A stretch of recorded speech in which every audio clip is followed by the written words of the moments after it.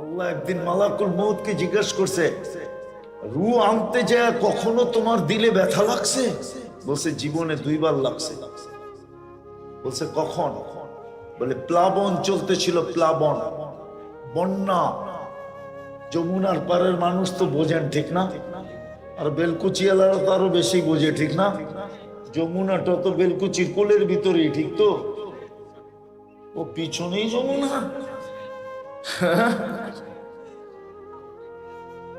পিছনেই যমুনা, ঠিক না? হয় প্লাবন চলতেছিল, এক গর্ভবতী নারী কাঠের উপরে বাসতেছিল। ওই সময় প্রসব করছে, চতুর্দিকে পানি আর পানি, পানি আর পানি। আল্লাহর হুকুম ছিল মাকে উঠায় নিয়ে আসো। জীব আল মাযাকুল মউত বলতেছিল আমার দিলের ভিতরে ঠক করা লাগছিল। চতুর্দিকে তো পানি, মাত্র তো জন্ম নিল, কাঠের উপরে মা চলে যাবে, বাচ্চা। আল্লাহ বলে শুনলাম তো প্রথম দিন, দ্বিতীয়টা শোনাও। ও যখন সাদ্দাত জান্নাত বানাইছিল, কমপ্লিট কারিগররা চাবি দিয়া বলছিল চাবি, কিন্তু একটু দেখা ওকে করে দেন। বাড়ি যখন বানায় না, তো সর্বশেষ কন্ট্রাক্টর চাবি দিয়া বলে আপনি একটু দেখা ওকে করে দেন, ঠিক না? ওকে বোঝেন তো, যে আমরা কাজ ঠিক করছি। তো সাদ্দাদের হাতেও চাবি দিয়া বলছিল একটু দেখা ওকে করে দেন। কিন্তু যখন সাদ্দাত চাইতে চাইতে চাইতে চাইতে, ডাইন হবে কি বাম হবে এটা আমি জানি না, একটা পাও যখন গেটের ভিতরে ঢুকাইতে ছিল, আল্লাহ মালাকুল মউতকে বলছে মাটি ছোঁয়ার আগে উঠে নিয়ে আসবে, ওই পাও যেন মাটি ছুঁতে না পারে। তো বলছে তখন একটু ব্যথা লাগছিল, যে বানাইলো এত খরচ করে, একটু চোখ দিয়ে দেখাইনি তো। আল্লাহ বলে শোন, ওই কাঠের বাচ্চাটাই এটা, কাঠের বাচ্চাটাই, কাঠের বাচ্চাটাই এটা, কাঠের বাচ্চাটাই এটা। তো যেটা বলতেছিলাম, মউতকে মাঝে মাঝে আজরাইলকেও কাঁপায় দেয়, কিন্তু আপনি আর আমি কাঁপতেছি কতটুকু? বিশেষ করে যুবকদেরকে বলবো, কেননা দুনিয়ায় সর্বপ্রথম মারা যায় বাচ্চা, দ্বিতীয় নম্বরে দুনিয়ায় সবচেয়ে বেশি মারা যায় যুবক। রাগ হয়ে গেল? তৃতীয় নম্বরে মারা যায় বৃদ্ধ। আপনি দেখেন, উঠা নেট উঠান, দেখেন দুনিয়ার প্রথম মারা যায় বাচ্চা, দ্বিতীয় মারা যায় যুবক, তৃতীয় মারা যায় বৃদ্ধ। দুনিয়ায় রোগে মারা যায় মানুষ কম, অপমৃত্যু দুনিয়াতে সবচেয়ে বেশি। যে কোনো মুহূর্তে মৃত্যু হইতে পারে, কিন্তু আমার কথা হলো আমার প্রস্তুতি কতটুকু। আমার উপরটা তো সুন্দর আছে, কিন্তু আমার ভিতরেরটা সুন্দর কতটুকু। এই জন্যই তো আল্লাহ রাসূল চিৎকার দিতেন, লা তাহতাসিবুহু হুফরা, কবরটাকে গর্তে মনে করো না, ইম্মা রাউযাতুম মিন রিয়াদিল জান্নাহ, হ্যাঁ হতে পারে এটা জান্নাতের বাগান হবে, আও হুফরাতুম মিন হুফারিন নার, হতে পারে এটা জাহান্নামের গর্ত হবে। সত্য এটাই। একটু ভাবি যে আমাদের প্রস্তুতি কতটুকু। আল্লাহ তো প্রস্তুতি দেখবে, কসম খোদা। কবরে মূল্যায়িত হবে প্রস্তুতির উপরে, দুনিয়ার কোনো বিষয়ে মূল্যায়িত হবে না। যদি হইতো তাহলে আবু তালেবের কবর এখনো মানুষকে কাঁদাইতো না। আমাকে তো শতবার কাঁদাইছে, না জানি বেঁচে থাকবো যতদিন। আর মক্কা মুকাররমা মদিনা মুনাওয়ারায় যাওয়া হবে যতবার, ততবারই মনে হয় আবু তালেবের কথা মনে উঠলে চোখে পানি আসবে। আবু তালেবের নাম শুনলে তো চোখে পানি আসার কথা। প্রস্তুতি তো আবু তালেব তো প্রস্তুতি নিতে পারলো না, ছিল না এমন কি ছিল না। আবু তালেবের কাছে ছিল না দুনিয়ার এমন কি ছিল না, এটা বলেন।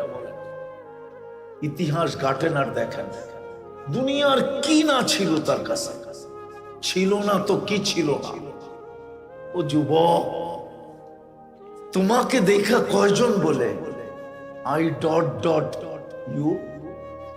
আবু তালেব তো ওই ব্যক্তি, হায় হায় ইতিহাসের পাতা উঠান না। আবু তালেব তো ওই ব্যক্তি যার সৌন্দর্য দেখা বহুত মহিলা এই কথা বলতো যে উপটকন দিব তোকে, তারপরে এক রাত থাক না। ইহুদিদের অ্যালার্জি হওয়ার জন্য কোনো ভাইরাস দরকার নেই, শুধু একজন মুসলমান পাশে দাঁড় করায় দিবেন, ওর অ্যালার্জি এমনি হইতে থাকবে।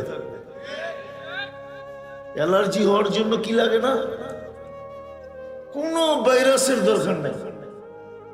না মনে হয় আপনারা মানতেছেন না আমার কথা। আমি দুনিয়া ঘুরে বলতেছি,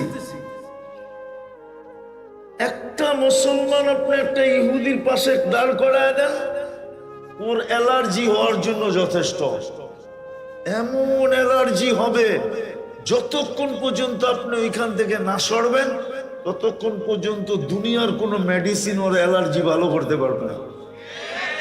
এরকম কোনো মেডিসিন বিজ্ঞান বানাই নাই, কোত্থেকে ভালো হবে? আল্লাহর রাসূল একদিন আলোচনা করতেছিলেন, ওসমান মুসলমানের তো পানির ব্যবস্থা নাই। তুমিও জানো ইহুদির কুয়া আছে, মন চাইলে দেয় নাইলে দেয় না। কিন্তু ওসমান রাদিয়াল্লাহু তাআলা আনহু ব্যবসায়ী ছিলেন, তো ব্যবসায়ীরা যা বোঝে অন্যরা তা বোঝে না। ওসমান রাদিয়াল্লাহু তাআলা আনহু ইহুদিদের রক চিনতেন, রক। ব্যবসায়ীরা যতটুকু রক চিনে এতটুকু রক কিন্তু যত বড় শিক্ষিত ইউকো চিনে না, ঠিক না? আমি কিন্তু বেলকুচিতে বসে বলতেছি। তো উসমান রাদিয়াল্লাহু তাআলা রক চিনতেন যে ইহুদি হইল অর্থের লোভী। কি ইহুদিরা হইল টাকার লোভী, টাকার জন্য যা খুশি তা করতে পারবে।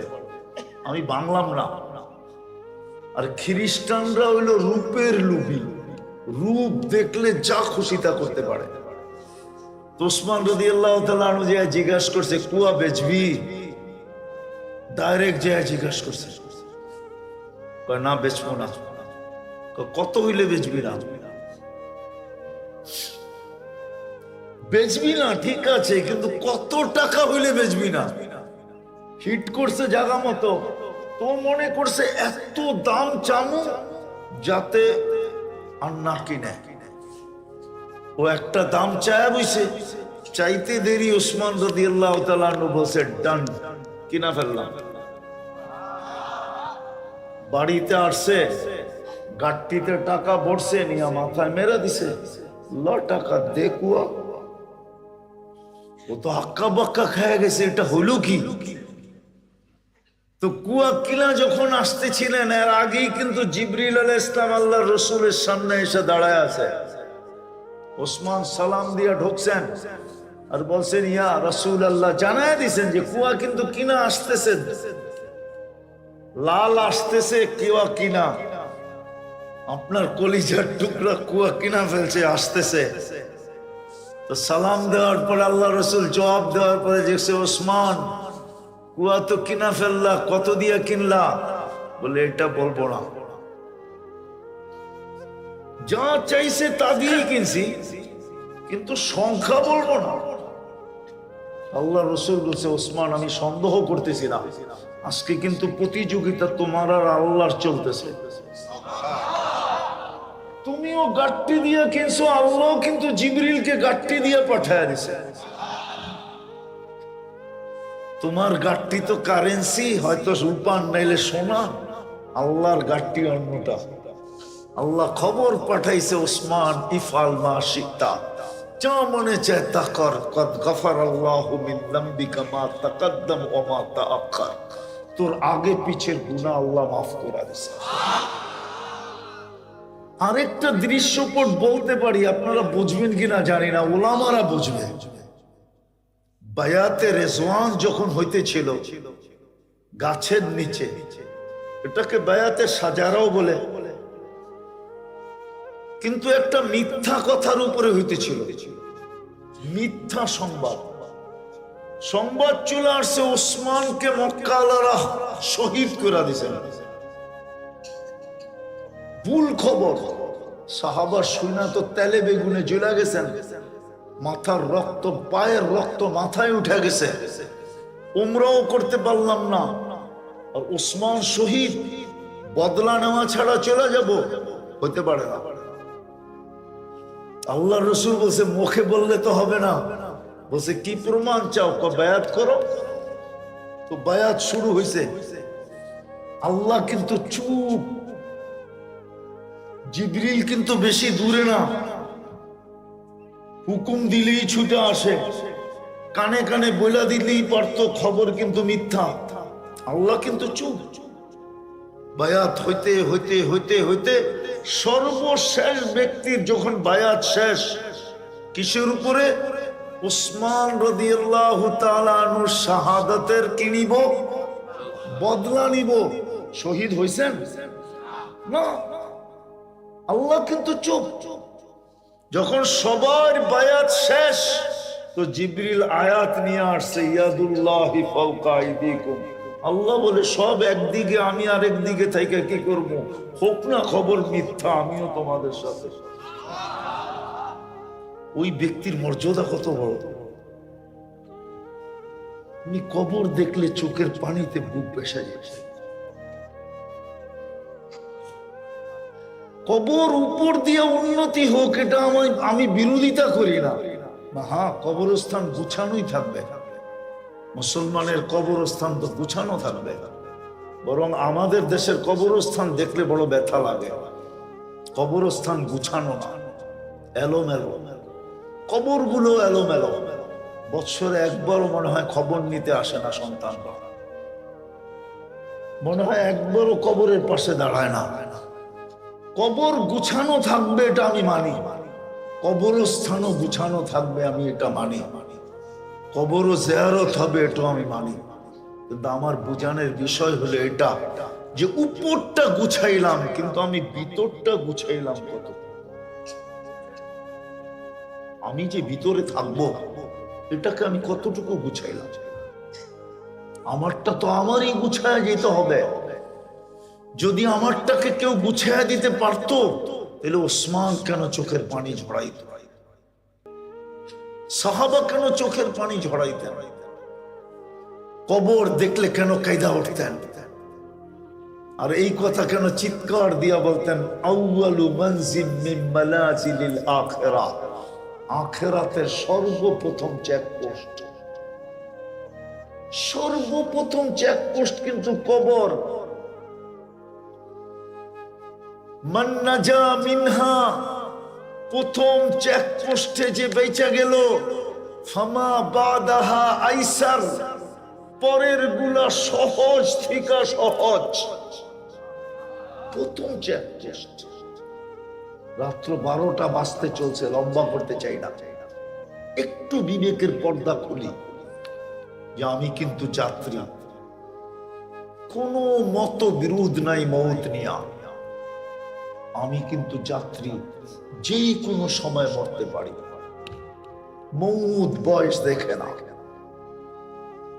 যদি দেখতো তাহলে মালাকুল মৌতেরও চোখে পানি আসতো না। আমি কিতাবের কথা বলতেছি, ওলামা একমত হতে পারে। আল্লাহ একদিন মালাকুল মৌতকে জিজ্ঞাসা করছে, রূহ আনতে যায় কখনো তোমার দিলে ব্যথা লাগছে? বলছে জীবনে 2বার লাগছে। বলছে কখন? বলে প্লাবন চলতেছিল, প্লাবন, বন্যা। যমুনার পারের মানুষ তো বোঝেন, ঠিক না? আর বেলকুচিওয়ালারা তো আরো বেশি বোঝে, ঠিক না? যমুনাটা তো বেলকুচির কোলের ভিতরেই, ঠিক তো? ও পিছনেই যমুনা,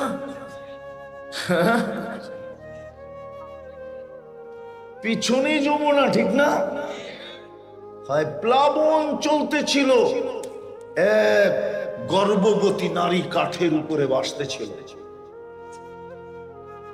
ওই সময় প্রসব করছে, চতুর্দিকে পানি আর পানি, পানি আর পানি। আল্লাহর হুকুম ছিল মাকে উঠায় নিয়ে আসো। মাযাকুল মউত বলতেছিল আমার দিলের ভিতরে ঠক করা লাগছিল, চতুর্দিকে তো পানি, মাত্র তো জন্ম নিল, কাঠের উপরে মা চলে যাবে, বাচ্চা। আল্লাহ বলে শুনলাম তো প্রথম দিন, দ্বিতীয়টা শোনাও। ও যখন সাদ্দাত জান্নাত বানাইছিল কমপ্লিট, কারিগররা চাবি দিয়া বলছিল চাবি, কিন্তু একটু দেখা ওকে করে দেন। বাড়ি যখন বানায় না, তো সর্বশেষ কন্ট্রাক্টর চাবি দিয়া বলে আপনি একটু দেখা ওকে করে দেন, ঠিক না? ওকে বোঝেন তো, যে আমরা কাজ ঠিক করছি। তো সাদ্দাদের হাতেও চাবি দিয়া বলছিল একটু দেখা ওকে করে দেন। কিন্তু যখন সাদ্দাত যাইতে যাইতে যাইতে যাইতে, ডাইন হবে কি বাম হবে এটা আমি জানি না, একটা পাও যখন গেটের ভিতরে ঢুকাইতে ছিল, আল্লাহ মালাকুল মউতকে বলছে মাটি ছোঁয়ার আগে উঠে নিয়ে আসবে, ওই পাও যেন মাটি ছুঁতে না পারে। তো বলছে তখন একটু ব্যথা লাগছিল, যে বানাইলো এত খরচ করে, একটু চোখ দিয়ে দেখাইনি তো। আল্লাহ বলে শোন, ওই কাঠের বাচ্চাটাই এটা, কাঠের বাচ্চাটাই, কাঠের বাচ্চাটাই এটা, কাঠের বাচ্চাটাই এটা। তো যেটা বলতেছিলাম, মউতকে মাঝে মাঝে আজরাইলকেও কাঁপায় দেয়, কিন্তু আপনি আর আমি কাঁপতেছি কত। বিশেষ করে যুবকদেরকে বলবো, কেননা দুনিয়ায় সর্বপ্রথম মারা যায় বাচ্চা, দ্বিতীয় নম্বরে দুনিয়ায় সবচেয়ে বেশি মারা যায় যুবক। রাগ হয়ে গেল? তৃতীয় নম্বরে মারা যায় বৃদ্ধ। আপনি দেখেন, উঠান নেট উঠান, দেখেন দুনিয়ার প্রথম মারা যায় বাচ্চা, দ্বিতীয় মারা যায় যুবক, তৃতীয় মারা যায় বৃদ্ধ। দুনিয়ায় রোগে মারা যায় মানুষ কম, অপমৃত্যু দুনিয়াতে সবচেয়ে বেশি। যে কোনো মুহূর্তে মৃত্যু হইতে পারে, কিন্তু আমার কথা হলো আমার প্রস্তুতি কতটুকু। আমার উপরটা তো সুন্দর আছে, কিন্তু আমার ভিতরেরটা সুন্দর কতটুকু। এই জন্যই তো আল্লাহ রাসূল চিৎকার দিতেন, লা তাহতাসিবুহু হুফরা, কবরটাকে গর্তে মনে করো না, ইম্মা রাউযাতুম মিন রিয়াদিল জান্নাহ, হ্যাঁ হতে পারে এটা জান্নাতের বাগান হবে, আও হুফরাতুম মিন হুফারিন নার, হতে পারে এটা জাহান্নামের গর্ত হবে। সত্য এটাই। একটু ভাবি যে আমাদের প্রস্তুতি কতটুকু। আল্লাহ তো প্রস্তুতি দেখবে, কসম খোদার। কবরে মূল্যায়িত হবে প্রস্তুতির উপরে, দুনিয়ার কোনো বিষয়ে মূল্যায়িত হবে না। যদি হইতো তাহলে আবু তালেবের কবর এখনো মানুষকে কাঁদাইতো না। আমাকে তো শতবার কাঁদাইছে, না জানি বেঁচে থাকবো যতদিন, আর মক্কা মুকাররমা মদিনা মুনাওয়ারায় যাওয়া হবে যতবার, ততবারই মনে হয় আবু তালেবের কথা মনে উঠলে চোখে পানি আসবে। আবু তালেবের নাম শুনলে তো চোখে পানি আসার কথা। প্রস্তুতি তো, আবু তালেব তো প্রস্তুতি নিতে পারলো না, ছিল না এমন কি ছিল না। আবু তালেবের কাছে ছিল না দুনিয়ার এমন কি ছিল না, এটা বলেন। ইতিহাস ঘাটেন আর দেখেন দুনিয়ার কি না ছিল তার কাছে। ছিল না তো কি ছিল না। ও যুবক, তোমাকে দেখা কয়জন বলে I dot dot you? Abu Taleb তো ওই ব্যক্তি। হায় হায়, ইতিহাসের পাতা উঠান না, আবু তালেব তো ওই ব্যক্তি যার সৌন্দর্য দেখা বহুত মহিলা এই কথা বলতো যে উপটকন দিব তোকে, তারপরে এক রাত থাক না। কি ছিল না তার কাছে, কিন্তু সত্য তো এটাই, কবর দেখলে চোখে পানি আসে। প্রস্তুতিতে তো কবরে মূল্যায়ন মিলবে। কিছু লোকের কবরের মানুষ কবরে কমসে কম 30,000 বছর থাকবে, কমসে কম। কিন্তু যাদের প্রস্তুতি হলো ও 30 কেন 60,000 বছর থাকুক, তাতে কি আসে যায়? কেন তো কবরে যাইতে দেরি, ফেরেশতা এসব বলতে দেরি করবে না, নাম কানা উম্মতিল আরুস, নতুন দুলার মতো ঘুমা। এই রমজানে যারা মারা গেছে ইমানের সাথে, কারো তো প্রশ্ন উত্তর হয় নাই, সে তো সিধা জান্নাতে গেছে। কবরে দেওয়ার পরে ফেরেশতা এতটুকু এসে বলছে ঘুমা, নতুন দুলার মতো ঘুমা। বলবো মাটির বিছনা ঘুমাবো কি করে? আল্লাহ বলবে ফাফরিশ ফিরাশাম মিনাল জান্নাহ। আসলেই তো সত্য, মাটির উপরে ঘুমাবে কি করে? জান্নাতের বিছনা বিছা। বলবে বিছাইলেন জান্নাতের বিছনা, তাতে কি আসে যায়? চতুর্দিক দিয়ে তো আবদ্ধ, এটার ভিতরে ঘুমায় কি করে? ও চতুর্দিক দিয়ে তো আবদ্ধ, দ্বিতীয় তৃতীয় হলো সংকীর্ণ। আল্লাহ প্রথম বলবে ওয়াসিউ মুনতাহা নাদরিহি, যতদূর দৃষ্টি যায় প্রশস্ত করো। আসলেই তো সত্য, সংকীর্ণের ভিতরে ঘুমাবে কি করে? হ্যাঁ দেখেন না, বলা দিমু আবার মিডিয়ায় চলে যাবে, ঠিক না? বলমু দেখেন না, আয়নাঘরের কাহিনী আইসা শোনায় এখন। আরে আয়নাঘরের কাহিনী শোনাইতেছে না, না মনে হয় বোঝে নাই, ঠিক না? আয়নাঘর কতটুকু, লম্বা কতটুক, পাশ কতটুক, কেউ পর্যন্ত আজ পর্যন্ত বলে নাই যে আমি একটু আরামে ঘুমাইছি, ঠিক না? সবাই তো বলছে পাও মেললে হাত মেলা যায় না, হাত মেললে পাও মেলা যায় না, ঠিক না? চিত হইলে কাইত হওয়া যায় না, কাইত হইলে চিত হওয়া যায় না, ঠিক না? তো কবরও তো এরকমই, ঠিক না? আবার অনেকজনে তো বলছেই কবরই ছিলাম, যদিও জীবিত ছিলাম, ঠিক না? আল্লাহ বলবে দৃষ্টি শক্তি যত দূর যায় অত দূর প্রশস্ত করো। তারপরে তো বলবে প্রশস্ত করলে কি হবে? আলো বাতাস তো সবই বন্ধ।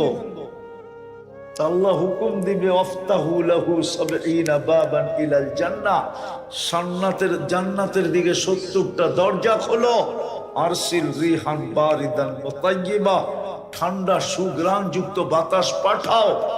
তারপরেই দেখবে ঘুমায়া যাবে, উঠা দেখবে 30,000 বৎসর পুরা হয়ে গেছে। কিন্তু দুনিয়ার খাতায় হবে, ওর খাতায় হবে না। কিন্তু ও উঠেই চোখ ডলতে থাকবে।